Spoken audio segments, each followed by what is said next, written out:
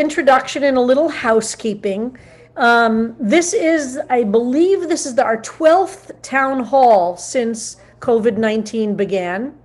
And we started with our first one on April 2nd, and we instituted town halls for members every week back then, so that we as a community could gather and discuss and learn about important things related to what was happening in our very scary and really abruptly, radically changed universe.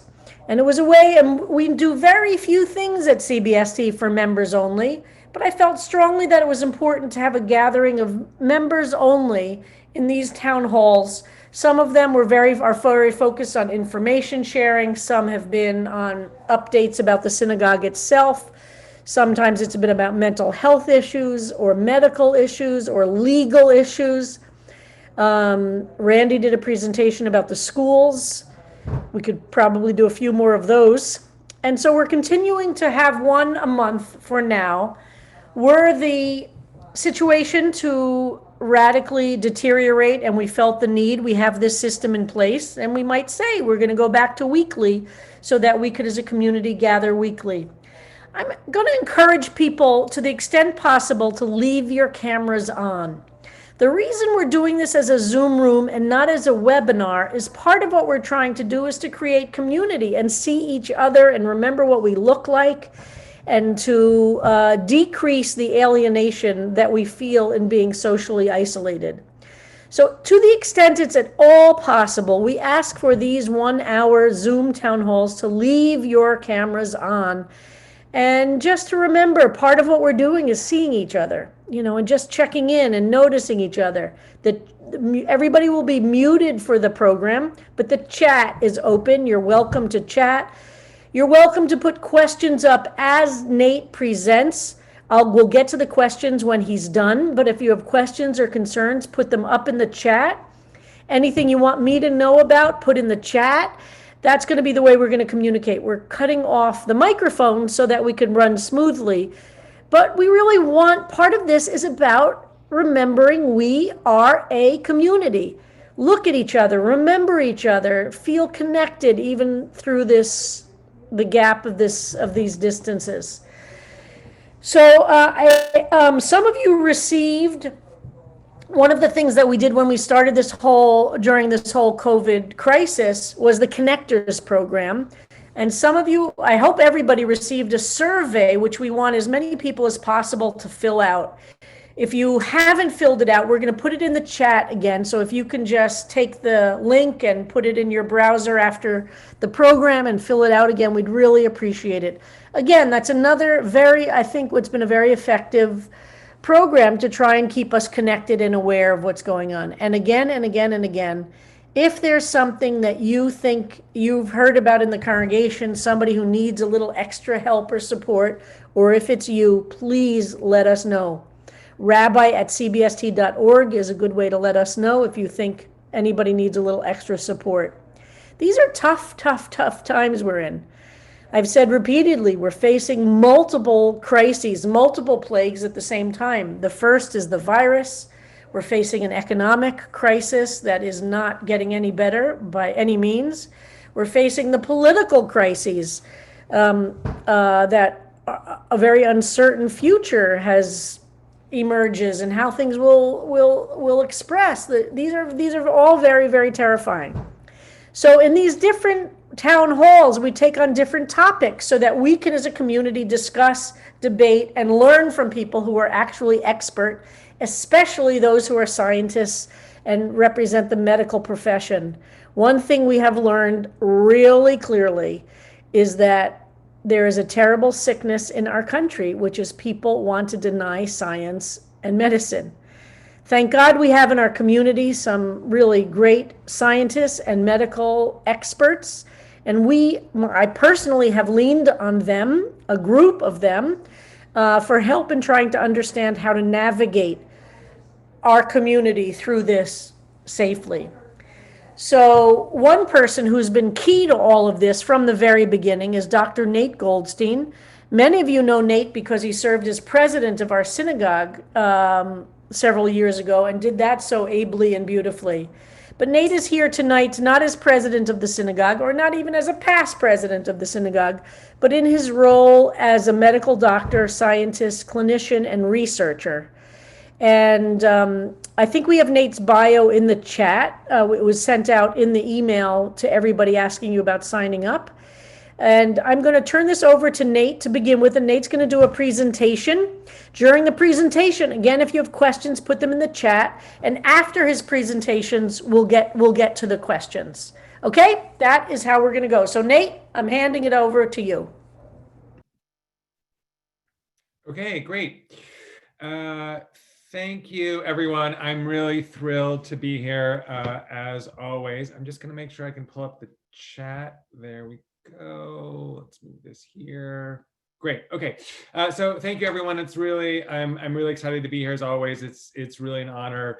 The rabbi asked me to do some COVID medical updates. So I have about 20 or 30 minutes of slides, and then we can open up for questions at the end.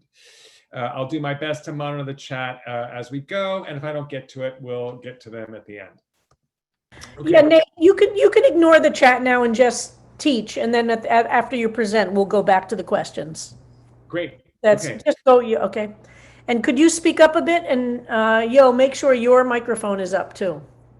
Great. Can folks hear me okay, Rabbi? I think now everyone is muted, including the rabbi. I can hear you.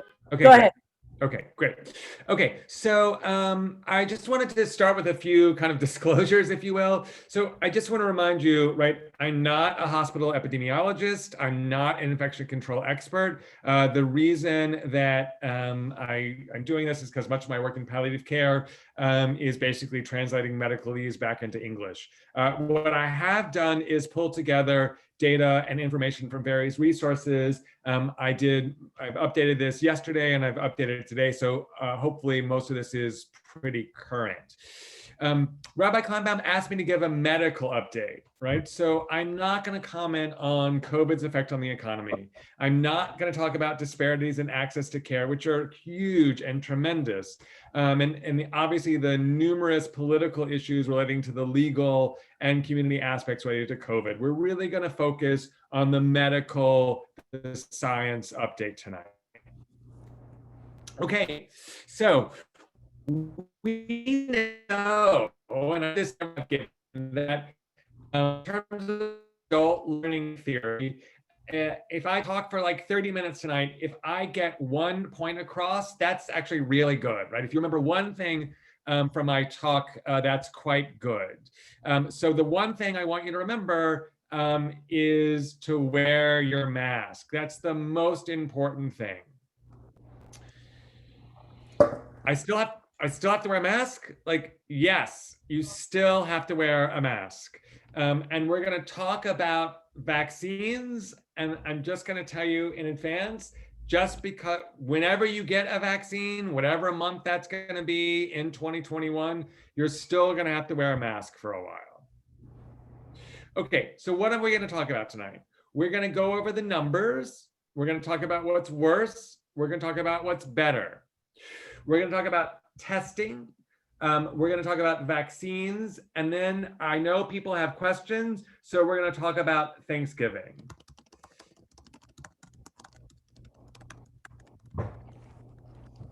Okay, so what are the numbers? Let's talk about the graphs first. So these numbers are taken from the CDC website. I updated this yesterday.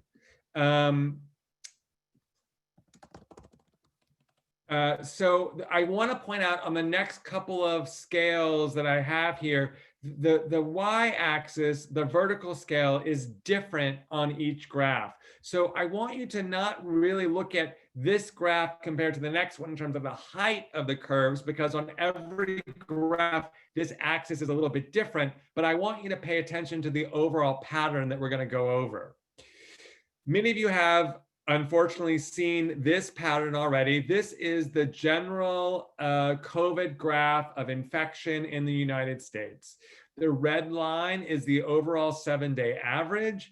And the thing that is most concerning about this is obviously this exponential increase that we've been seeing over the last month or so. This slide looks at COVID deaths across the US. And there are a couple things that we want to point out, right? So this part of the curve is flat. That is both good and bad. It is good because there's not this sudden exponential increase that you saw on the last graph that's infection. It's bad because it's flat, right? It's not going down. Remember that deaths lag behind infection. So of course, what we're worried about, I'm getting messages that people can't see the slides. Is that true? I can see it. Okay. I don't. Remember that death lags behind infections. So what we're worried about is in a couple of weeks, this slide, the death slide may have this exponential increase. That's what we're worried about. So what's the takeaway from the national perspective? Babette, I wonder if folks are not on speaker view. I wonder if they're only seeing that's why they're not seeing the slides. I don't know if you want to give folks instructions. Yeah, hold on. Yes, some people are definitely not seeing it. Yeah. Rabbi James said she had to hit a button at the top of her screen that said show screen share. Yeah. You may also not want to be in gallery view. Yeah, make sure yeah. Is that helping anybody who wasn't able to see it? Okay, okay, keep going, because some people are definitely seeing it. There's got to be some problem for Cindy. So that issue of look for the button that says show screen share. Okay, let's keep going. Okay. So what is the takeaway from the national perspective? You've been hearing this, right? So we have nearly 11 million infections, nearly 250,000 deaths, right? The issue is not just these numbers, but the rate of increase. We're really seeing an exponential increase. You may have heard that over the last 7 days or so, the number of infections has increased more than 1 million. That is the definition of exponential, is that we go up sort of in a rapid way. This is really, really, really bad. It's bad because unless we do something to slow that curve down, you're just going to see that curve continue to go up. Now, I have given previous talks here at CBST, and people have said, could you give us a little bit of hope? So I wanted to really drill down to the New York City cases. So this is just the New York City map, the New York City numbers. And what you see is the numbers now are much lower than they were in the spring. So if this is March and April, and this is where we are now, right? So that is really good. So we're talking about an increased number of cases here in New York, but what you really want to pay attention to is that even though the numbers are going up, we're nowhere where we were in the spring. What is a little concerning is this increase in slope, right? So the rate of increase is beginning to go up, and that is what has us concerned. The next slide is COVID deaths in New York City. And what you want to notice here is that while the number of cases is going up, that we are nowhere near where we were in March and April. And that's the one thing that you really want to look at, is although things are getting worse in New York and we're concerned, we're nowhere where we were a few months ago. If you want to drill down on these numbers, New York State, and actually New York State has created a website. It's forward.ny.gov. You can also get through it, get to this through the governor's website as well. You can actually enter in your zip code and it will tell you the prevalence in your local area. So I pulled this yesterday, and this shows you an area in New York City where it's sort of yellow and green. People are asking, can you copy .ny.gov into the chat, please? It's at the bottom of the slide. You can actually look at the prevalence in your own neighborhood. These cluster maps are updated daily. Now, please don't get too obsessed and don't make a decision about whether or not you can leave your house based on this map. But for those of you who want to know kind of what's happening in a local area in New York City, this map will show it to you. Okay, so what is worse? And don't worry, folks, the next slide is what is better, right? So what's worse? So community spread, this is very concerning to us. The amount of community spread we're seeing across the country is very, very high. And so the chance of being exposed in the community is very, very high. I was talking to someone the other day and she said, they said it was going to get worse in the fall and now we're in the fall. And I think that's really a pretty accurate statement. We knew this was going to happen and now we're in the beginning of it. Why does the fall matter? People are spending more time inside or closer together, right? We were spending a lot of time outside in the summer. We were having socially distanced gatherings. You were able to run or go outside or have your meals outside. But now people are literally huddled closer together. A lot of this has to do with bars and restaurants, right? People are huddled together. And even in New York City, you're seeing this on the street. There are more seats outside, but you're still seeing, but it's wrapped in plastic, or there's a door that's closed and there's 2 tables in there. We're seeing a lot of bars, people spilling out on the streets. You're seeing outside of New York City, people are going to bars, business as usual. So you've got a lot of people together. So they're congregating together more because it's cold. They're still going to bars and restaurants, right? So that is one real place we're seeing this. When you look at actually some of the school data, it looks like, and some of the cell phone tracking, it's looking like the issue is not schools, but really it's much more about bars and restaurants. Others, obviously holidays, right? People gathering together. We're seeing Halloween, right? Thanksgiving, Christmas, New Year's. People are congregating in spaces together. I actually have many slides on Thanksgiving coming up. And the other thing we're seeing is obviously colleges restarting. So that's not so much necessarily about people being in classrooms together as it is sort of what college students, what young adults tend to do outside of outside of class.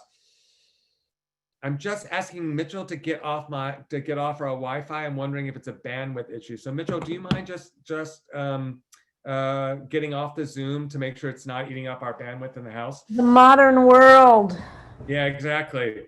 I think that may be some of the Wi-Fi issues that I'm having. Nate, I can get you an Ethernet. I know all about that now. Yeah, great. When you know that when the rabbi is your technical advisor, that's a real problem.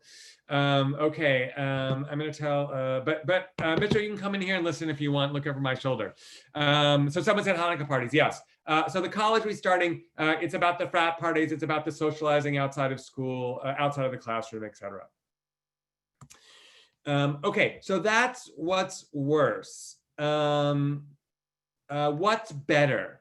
So wearing masks does a lot of really good things. So wearing a mask means less inoculum. So what does that mean? So let's say for a minute that I have COVID. I don't, but let's just say for a minute that I do, right? If I'm wearing a mask, the amount of COVID that I am going to be expressing in the environment when we're next to each other is less. If you're wearing a mask, the amount of COVID that I spew into the area between us is less, and you're less exposed, right? We actually call that source control when I'm wearing the mask, right? Less source in our local environment, and personal protection when you wear your mask. If you're exposed to less virus at the time of infection, your infection may not be as bad. I saw someone put in the text in the chat earlier that it's interesting that now, it's don't wear a mask, wear a mask, now everyone wear a mask forever. Much of the science on this is evolving, and the CDC just last week, I think, released new guidelines about which masks to wear and how to wear them. So again, wearing masks make a difference. The CDC website now has an entire website dedicated to the very good and convincing science behind why masks work. They have both done studies and looked at sort of some naturally occurring phenomenon that show that masks really work. Wearing masks may explain why we're seeing less flu and other cold viruses as well. I actually have the flu slide is next. I'll show you in a second. But we actually think that masks may be doing lots of really good things this season. What else is better? We are seeing fewer people hospitalized. That may be because we're all wearing masks and they have less inoculum. Basically, the less virus you start with, the better overall that you're going to get. The less you start with, the less your body, even though your body makes more virus, the lower level you start with, the less you're going to have in the long run.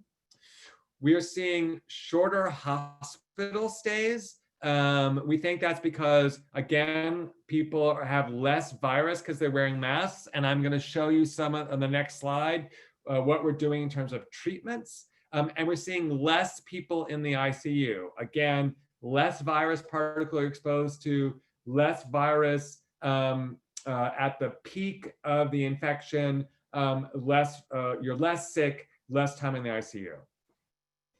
Some people are wondering if there will be a Biden effect before January 20th.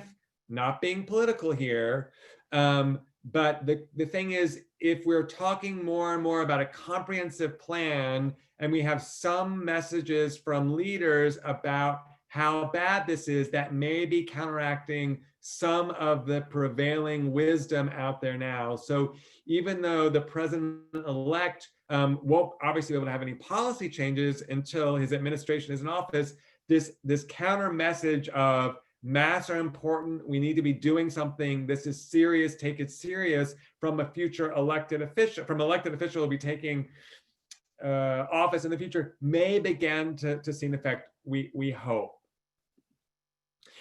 This is the slide that looks at influenza. There's a lot on this slide, so let me walk you through it. Again, this is the number of positive influenza cases. This is time.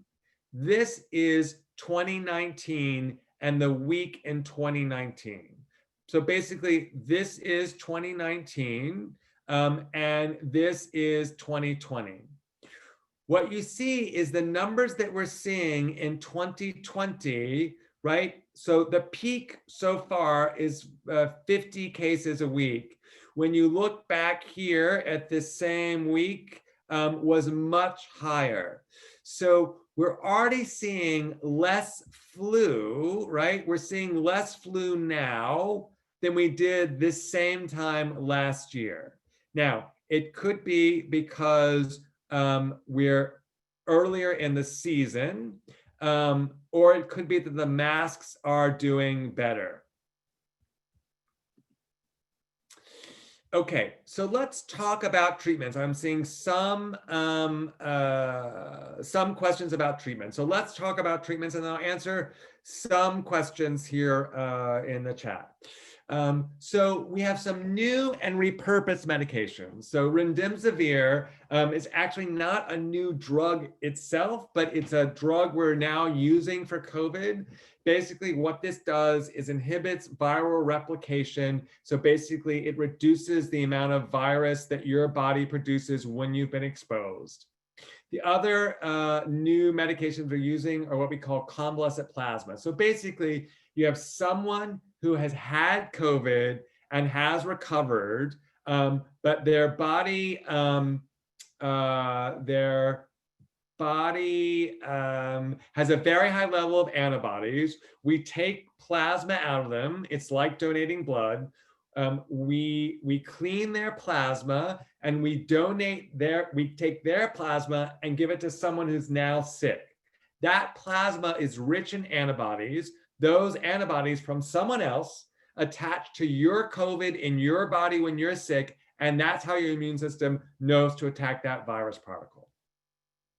We're using some older medications in new ways. Dexamethasone is an old steroid we've used for decades. We use it to stop the cytokine storm. Now, what the hell does that mean? So COVID itself is bad, but what your body does when it senses COVID is part of the problem. Your body has this huge inflammatory reaction, and that's where we see a lot of the damage. It's not just from COVID itself, but your body's reaction to it. When your body sees this invader, it has this huge reaction. It releases all these cytokines, which are these mediators of inflammation. And that's when we're seeing the lung problems, the clotting, the problems with the kidneys, etc. So we're using steroids to stop some of that. We're also using anticoagulation, blood thinners, to stop some of the other complications from COVID. So what we're seeing is, for reasons we don't totally understand, but it's probably related to the larger inflammation that's triggered by COVID, we're seeing lots of clotting. Now, clotting when you cut your finger is really, really good, right? Because you don't want to bleed out from a finger cut. Clotting inside the body can be bad if it's diffuse and uncontrolled. We can get blood clots in the lungs, we can get blood clots in the legs, we can get blood clots in other large places that cause problems with the brain, with the kidneys, etc. So what we've begun to learn is that for folks who are sick in the hospital, we are automatically treating them with blood thinners so they don't have some of the downstream complications. Now, I'm getting a lot of questions in the chat about these treatments. These treatments are not for the average person who has a really bad cold, symptoms, and fever, and has COVID, but is at home and does not have trouble breathing. So someone's asking, are these treatments available to everyone?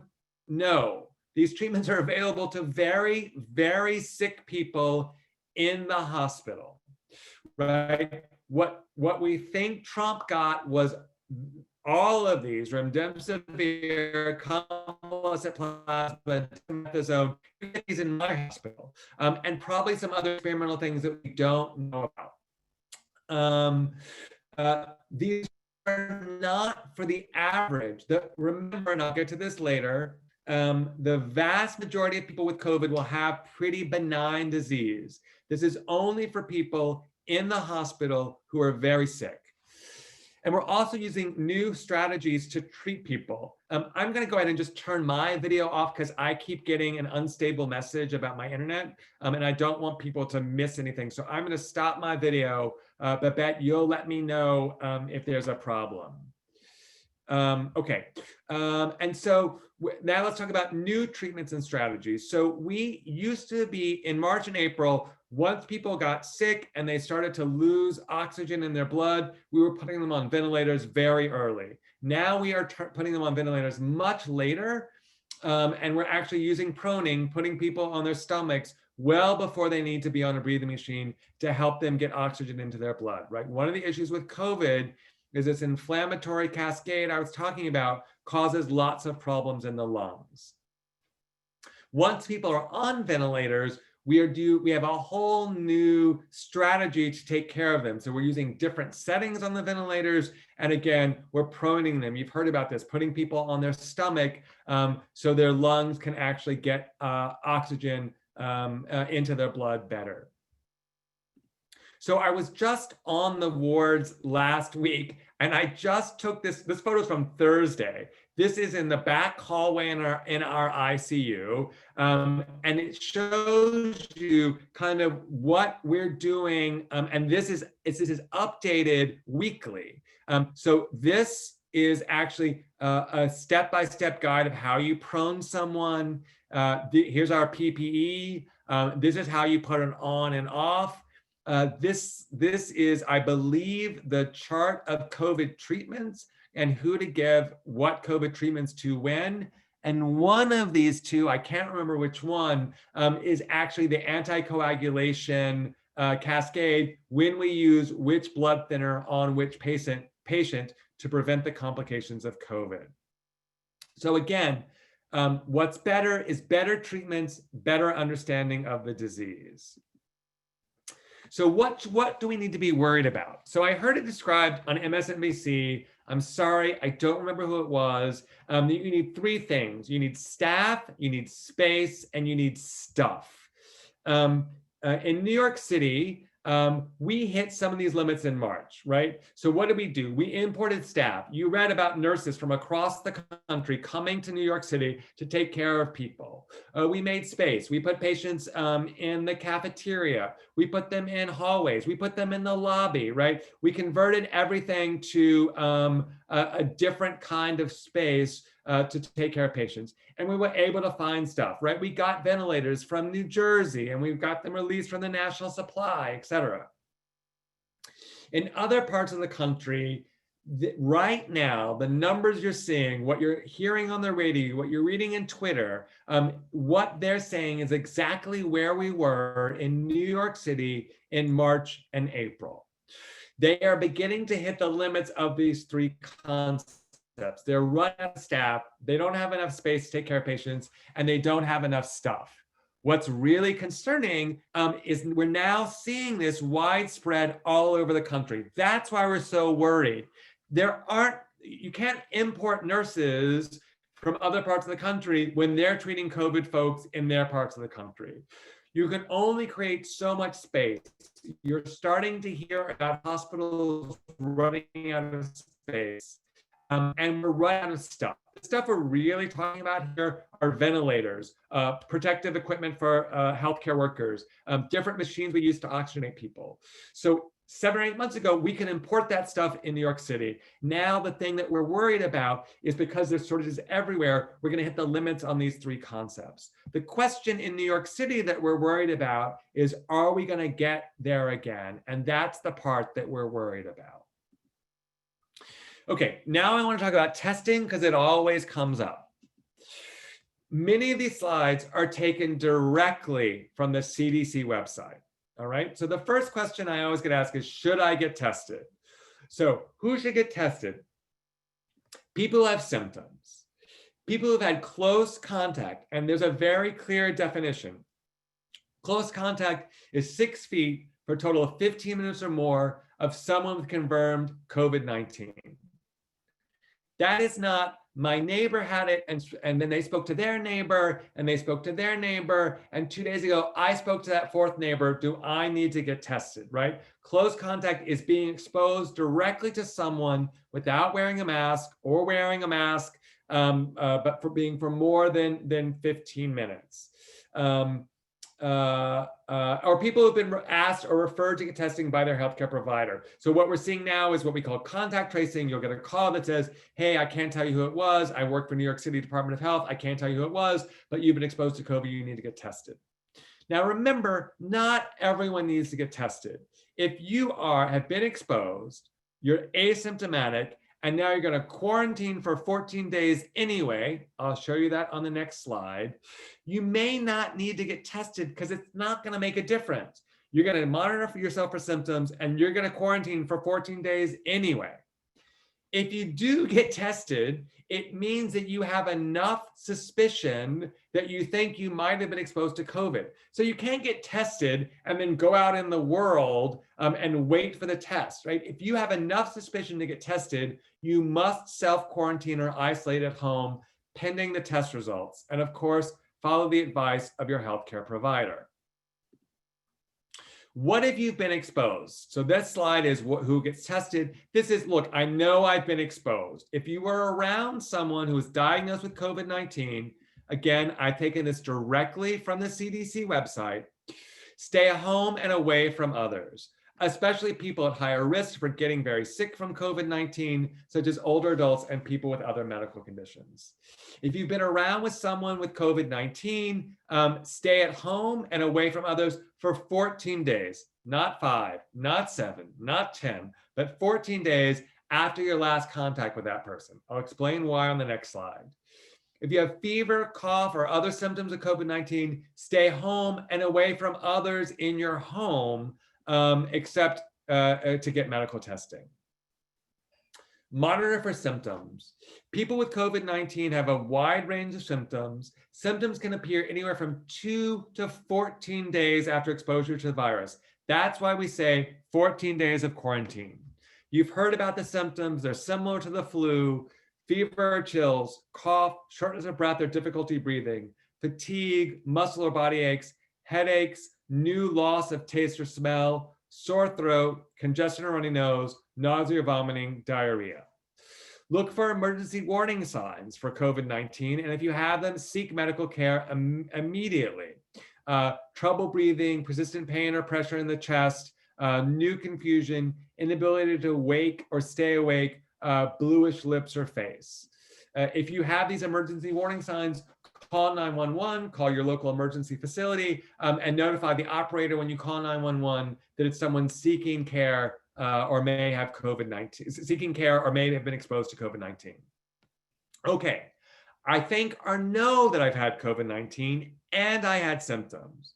So you can be around others at 10 days after symptoms first appeared and 24 hours with no fever. This is, so before we call that quarantine, I think I've been exposed. You have to stay quarantined for 14 days. This is, I know I had COVID, I had symptoms. This is what we call isolation. The isolation period is 10 days after you have symptoms. So 10 days after you have symptoms, or 24 hours with no fever. Other symptoms of COVID and other symptoms of COVID-19 are improving. Remember that the loss of COVID-19, loss of smell and taste can persist for weeks or months. Most people do not require testing to decide when they can come out of isolation. We say to folks, 10 days and 24 hours with no symptoms, with no fever, and not taking any anti-fever medicine, and your symptoms are getting better. Key points about testing. There's a difference between antibody testing, which is we test the blood for past exposure, and the nasal or nasopharyngeal swab, that's testing for presence of the virus itself. That tests for current infection. Remember that a positive test may lag after exposure. That's why we recommend waiting 5 to 7 days to get tested. If you were exposed yesterday and you test today, you could test negative today, and you just haven't given your body enough time to get enough COVID, to make enough COVID to be tested. We call that an early false positive. Remember, each test is different. Many of you are using the rapid test, which are antigen tests, and may have higher rates of false negative. And so each test is different. We can talk about the different tests later if it comes up in the chat. Okay, I know there are questions about the vaccine, so I'm gonna go over that briefly now as well.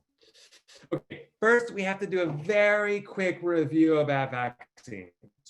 Most vaccines that you can think about are either live attenuated vaccine, that's where we actually inject live or a virus that we've broken, I'm turning my camera off again, Babette. For example, measles and the flu, or we use pieces of the bacteria. We see this with the pneumococcal pneumonia vaccine, hepatitis B and shingles. We take either the entire bug that we fix so it can't replicate, or parts of it, we inject it into you. Your immune system forms a reaction to what's injected. And in the future, if you see encounter the actual bug, your body is ready to fight it off. The current SARS-CoV-2 mRNA vaccines, which is what Pfizer and Moderna are using, is messenger RNA. Now you're thinking, like, what is messenger RNA? Messenger RNA is what you basically have DNA in your cell. Your DNA, when it wants to make a protein, it creates what we call messenger RNA, which goes into a different part of the cell to make that protein. An mRNA vaccine, we basically inject it into you. It finds its way into your cells, and it tells your cells to make the protein. The vaccine itself is the messenger mRNA. Your cells make the protein. In this case, it is the outside shell of the coronavirus. It releases it into your bloodstream, and your body's like, hey, I see part of the coronavirus, I'm going to attack it. So your body is primed with the vaccine, which creates the immune reaction. So if your body sees the actual SARS-CoV virus in the future, your body is ready to attack it. So this is a very different kind of vaccine than what we've seen before. What do we know about the two leading vaccines? So they're still in trials. Moderna and Pfizer vaccines are the mRNA ones. They're also the ones that we've learned the most about. They're in late phase trials, phase 2 and 3, and they show that the patients are making antibodies and they have lower rates of infection as compared to controls. The studies are not completed. The vaccines are not available yet, right? No one is getting the vaccines. So no one has access to them. Remember, these vaccines are still in trial. We are really concerned because basically we're now doing science by press release, not my phrase, it's going around in the press, right? So Moderna, Pfizer, like, we've had great results. They have not released the results. They're releasing press releases saying these were the results. They've not been examined by outside scientists yet. The studies are not even done yet. However, we are seeing good news because we are seeing very good rates of antibody, and we're actually seeing decreased rates of infection in people who get them. But storage is going to be very difficult. mRNA is unstable at room temperature. It's got to be kept in a very cold freezer, negative 94 degrees. I guarantee you, your doctor does not have a negative 94 degree freezer in their office. Moderna says their vaccine doesn't need this, Pfizer does, so we're still learning about this. But that means that it's going to be very hard to distribute this to the regular doctor's office, and we won't even talk about sort of other places where they don't have outside of the US. The vaccines are still in production. There are lots of questions about who gets the vaccines first. We're actually, even all healthcare workers aren't going to get them first. It's only going to be those working in ICUs and EDs first. So for example, when the vaccine is available to healthcare workers, I won't even be able to get it yet. It's really people working in the ICUs. Should we be giving it to patients at risk? Should we be giving it to older adults, et cetera, et cetera. The vaccine is not a cure. The vaccine is not a cure. You need 2 vaccines. You still need to wear your mask. Okay, let's talk about Thanksgiving. This is an actual conversation I had with a CBST member about a week ago about Thanksgiving. So he says, I'm thinking about getting together with a small group of 8 to 10 people. It's the same people we get together with every year, and everyone is being careful about COVID, right? That seems okay, right? And I said, don't ask me that question unless you actually want the answer. He said, no, really, I want to know, is it safe? And I was like, fine. If you want the answer, don't go. We have actually changed our Thanksgiving plans this year.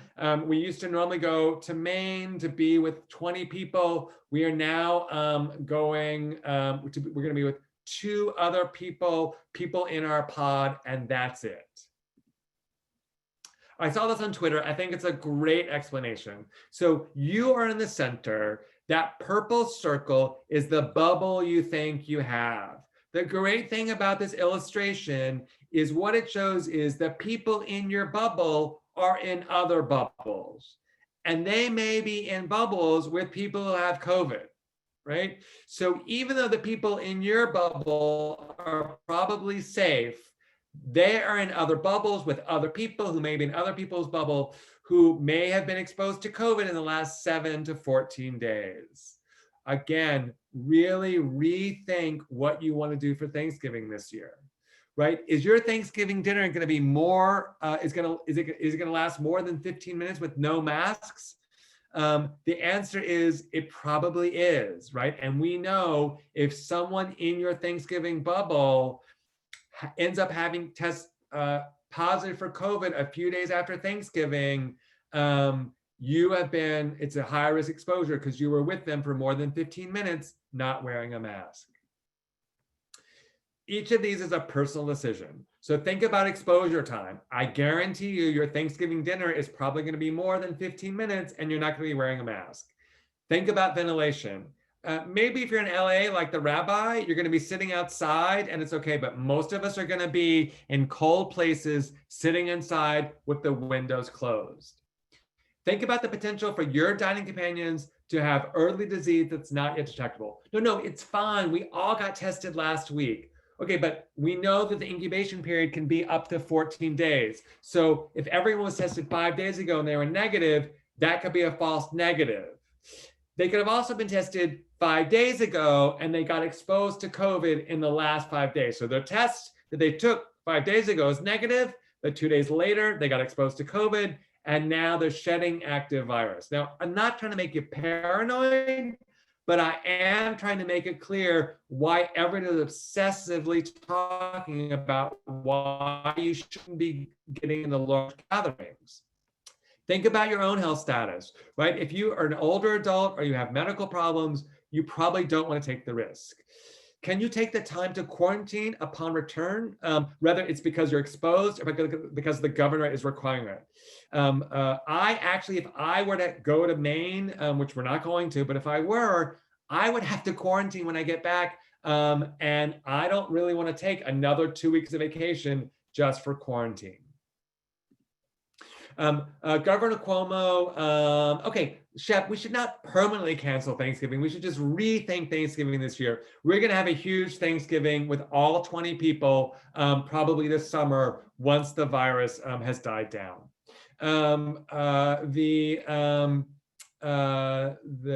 Cuomo has announced very clear guidelines for out-of-state travelers to test out of the mandatory 14-day quarantine. This is updated regularly. The website is here, or you can just Google, New York State Governor COVID, and you'll find this. Okay, again, wear your mask, wear your mask, wear your mask. I have always talked about the importance of the CDC website. I'm aware there have been some political issues with the CDC. That's getting better. It is still absolutely, positively the best source of clear and accurate information. So with that, I'm going to stop my screen share, even though I know you all want to see my Bitmoji. And Rabbi, maybe if you want to help me some with the questions. Yeah, let me ask you some of the questions for our last 10 minutes or so. What about the saliva home test? What do you think of that?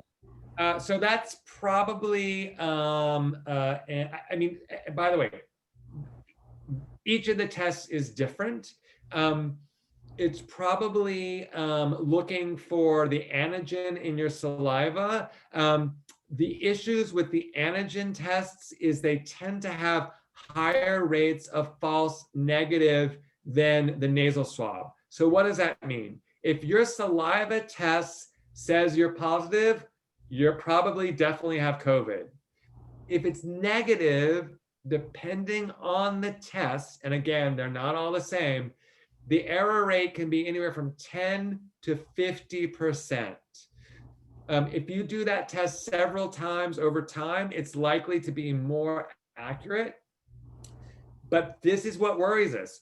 All of us took the saliva test 5 days ago. We were all negative. We're going to get together for Thanksgiving, right? The test could be a false negative, right? It could have said negative when you were positive. You could have been in the window when you weren't going to test positive yet. And you or the people in your Thanksgiving bubble may have been exposed. Is it better than nothing? Of course it is. If it's positive, you can believe it. If it's negative, we're worried about it actually being falsely negative. That's what worries about us. That's what worries us about it. Thank you. From Sue Rosansky, what facilities are there in New York City if one person is infected and they share a small New York City apartment with their spouse? Are there any kind of COVID facilities? There are lots of actually really good guidance around this from the city. So first of all, if you have a room with a door, that is actually all you need. There's actually very clear, we'll get to a minute for those of you without a room with a door. We'll get there, I promise. So I actually had a patient recently who's in a 2-bedroom apartment with someone. And basically we thought she was COVID, and the answer was, the food is delivered to her door. She brings in her food, and anytime she brings in her room, eats, and pushes it outside, and her roommate cleans her dishes, and anywhere in the house she wears a mask. If you wear a mask in your house with COVID and you make sure you wipe down common areas like the bathroom, that reduces risk of exposure to others in your house. If that really isn't possible, or there's someone in your house who's immunocompromised or has several severe medical conditions, there is housing for people who are, symptomatic, or even if they're asymptomatic, but well enough to live alone. For the 14 days, there are COVID hotels that the city can put you up in. I would talk to your healthcare provider about how you access those. They are available on the New York State website as well. And we learned that those are only available for New York City residents in New York City. Okay, I didn't know that. Thank you, Rabbi. Unless people find out something different, we have to deal with something around that you have to be in New York City or New York, maybe it's New York State as well. But New Jersey, do you have any, Randy's asking about New Jersey, the rates are going up there. Do you have any other advice for New Jersey, or is it the same thing? Wear a mask. Wear a mask.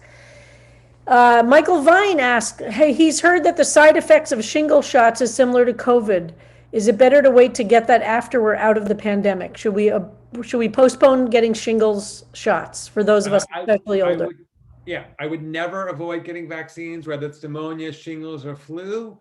If you have symptoms for the 14 days after you got the vaccine, you just need to keep that in mind, right? The shingles doesn't give you shingles. Shingles doesn't give you COVID. If you run a fever 2 days after you get your shingles vaccine, one of the things in the diagnosis is a side effect of the vaccine, but I would never delay getting a vaccine, assuming it's appropriate for you. Yeah. Shep wants to know that people who are taking anti-AIDS drugs might be at an advantage. Is there any truth to that? Yeah, it's a great question, Shep. We thought that was the case in the beginning. It has not been well studied. There was some anecdotal stuff looking at it. Unfortunately, the answer we think is probably no, because the virus replicates in a very different way. There are no really great studies on this. And about, Kenneth asked about the vaccine for those of us who have had COVID. Will there be a different protocol? Can you speak for a moment about people who have had the COVID infection? Do we know about immunity? Would the vaccine be recommended for them? What do you say about, and we have a lot of people at CBST who are long haulers at this point. Okay, so we'll get to the long hauler is a different question. So there's so much we don't know about these vaccines. What you want, which we're not going to have, is sort of years of study about vaccines. The real question is, how quickly does immunity wane after you get the vaccine? So, for example, in April, I clearly had exposure. I was antibody positive. What we don't know is how long the antibodies protect me. So that gets to someone else's question. We think that it probably gives you something like a couple of months. If I get exposed to COVID in the future, my body will recognize it and probably be able to have a better immune response. The vaccine is the same. The more your body is exposed to the virus or the pieces of the virus that your cells are going to make, the more robust your future immune response will be. There's a lot we don't know, but basically your body makes antibodies, and over time, the amount of antibodies go down, right? So if you got COVID, your antibodies are up, they go down over time, you get the vaccine, your antibodies go back up, and you're more protected in the future. It's just like if you had chickenpox as a kid, you may need a booster later because immunity wanes. We get boosters for flu every year because immunity wanes and the virus changes, right? So we still think, again, this is now science by press release, but we still think people should get vaccinated even if you've had COVID in the past.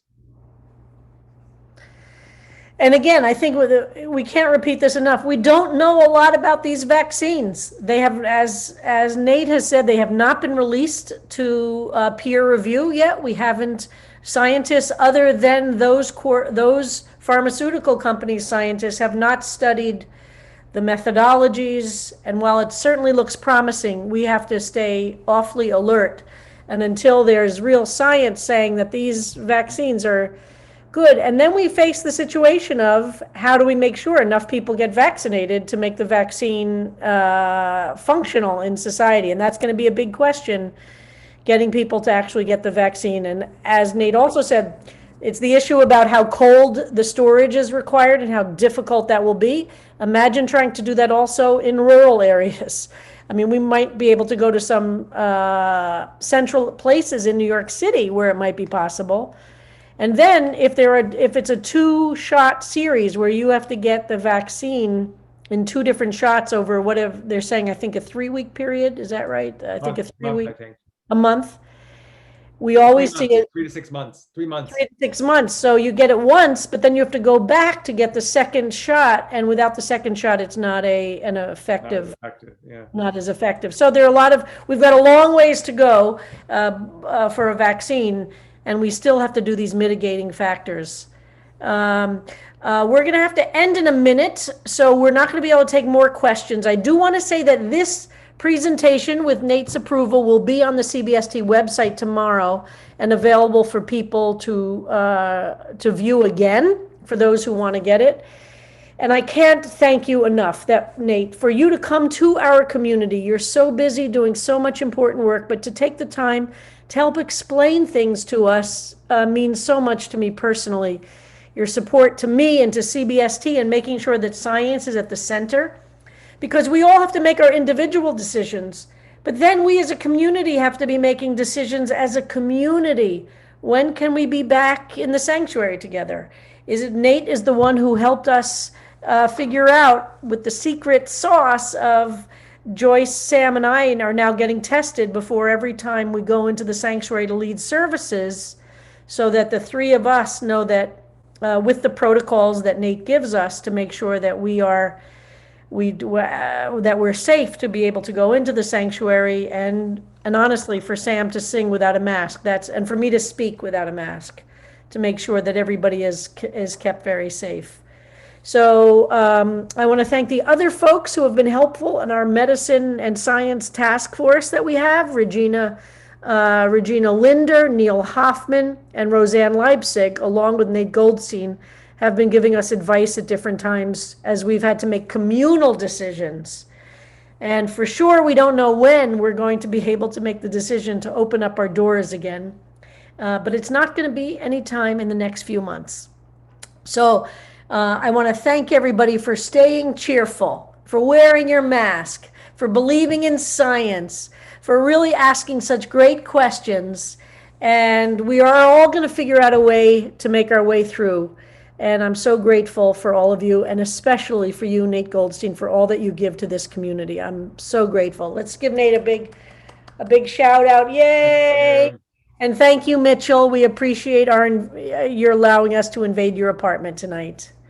So thank you, folks. And again, this video will be available tomorrow for those who would like to watch it again, to see the slides again, and to consider these issues. Thank you so much, everybody. Love to everybody from Los Angeles. It's 80 degrees here, but I'm not gloating. Don't worry. Bye.